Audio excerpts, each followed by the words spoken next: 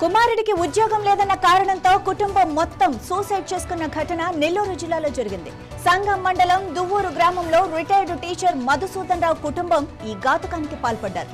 మృతదేహాలను పరిశీలిస్తే ఆత్మహత్యగా కనిపిస్తున్నా చేతులు కాళ్లు కట్టేసి ఉండటం ఇప్పుడు అనేక అనుమానాలకు తావిస్తోంది. ఆస్తి పంపకాలు, మరణ వాంగ్మూలం, మరి ఈ మిస్టరీ వెనుక అసలు నిజమేంటి?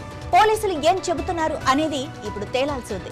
దువ్వూరులో మరణించిన వారిని రిటైర్డ్ టీచర్ ఎం మధుసూదన్ రావు, ఆయన భార్య రత్నవేణి, వారి కుమారుడు సాయి సుకృత్గా పోలీసులు గుర్తించారు.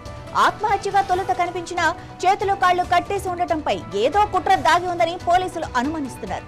హత్య కోణంలో విచారిస్తున్నారు. ఇంట్లో పలు కీలక పత్రాలు స్వాధీనం చేసుకున్నారు.